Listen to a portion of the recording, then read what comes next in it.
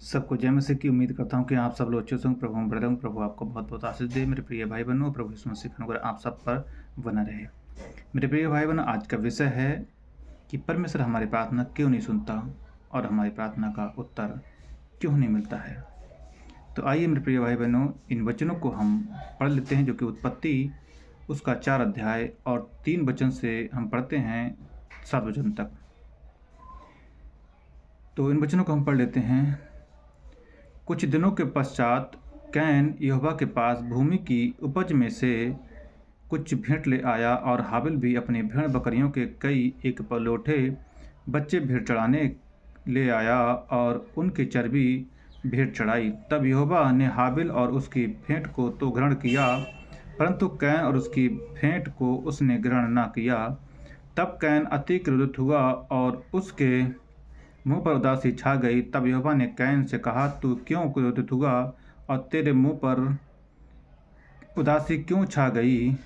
यदि तू भला करे तो क्या तेरी भेंट ग्रहण न की जाएगी? और यदि तू भला ना करे तो पाप द्वार पर छिपा रहता है और उसकी लालसा तेरी ओर होगी और तुझे उस पर प्रभुता करनी है।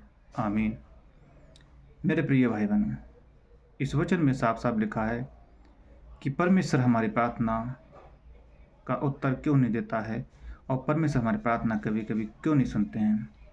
मेरे प्रिय भाई बहनों, यहाँ पर बात की गई है भेंट चढ़ाने की,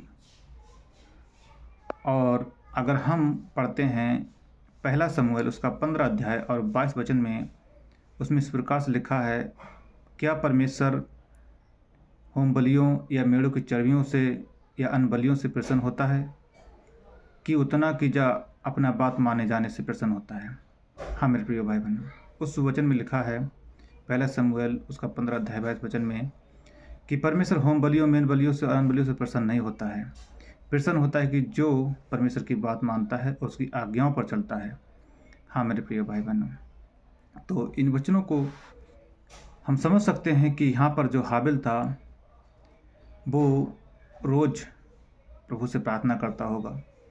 हाबिल परमेश्वर का भय मानता होगा और उससे उसकी इच्छा के अनुसार चलता होगा मेरे प्रिय भाई बहनों, और उसने अपनी भेड़ बकरियों से उसको भेंट चढ़ाई और उसने उसको ग्रहण किया। लेकिन कैन जो था वो उसका ध्यान केवल खेती ही करने पर था और उसको भेंट भी दी होगी मेरे प्रिय भाई बहनों, तो जल्दबाजी में दी होगी, तो इस प्रकार से उसकी भेंट ग्रहण नहीं की गई।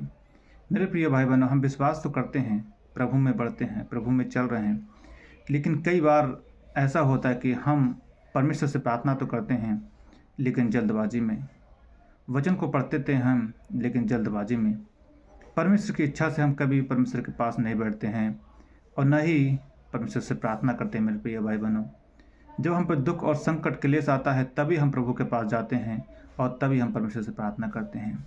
लेकिन मेरे प्रिय भाई बहनों, बाइबल हमको सिखाती है कि हमको निरंतर प्रार्थना करते रहना है और प्रभु में आगे बढ़ते रहना है। हाँ मेरे प्रिय भाई बहनों, तभी हमारी प्रार्थनाएं सुनी जाएंगी और तभी हमारी प्रार्थना ग्रहण की जाएगी, तभी हमारी भेंट ग्रहण की जाएगी।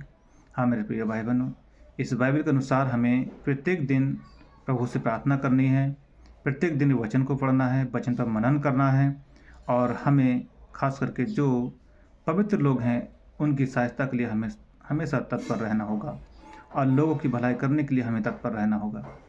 तभी हम धर्मी ठहराए जाएंगे, परमेश्वर के पुत्र और पुत्रियाँ कहलाएंगे और हमारी प्रार्थनाएं प्रभु तक पहुंचेंगी।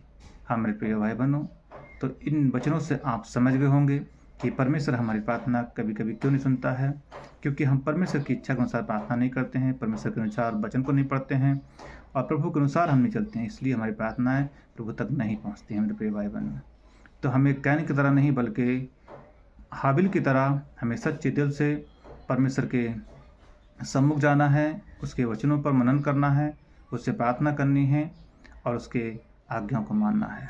तो प्रभु इन वचनों से आपको बहुत बहुत आशीष दे। तुम सब पर प्रभु का अनुग्रह बना रहे। God bless you.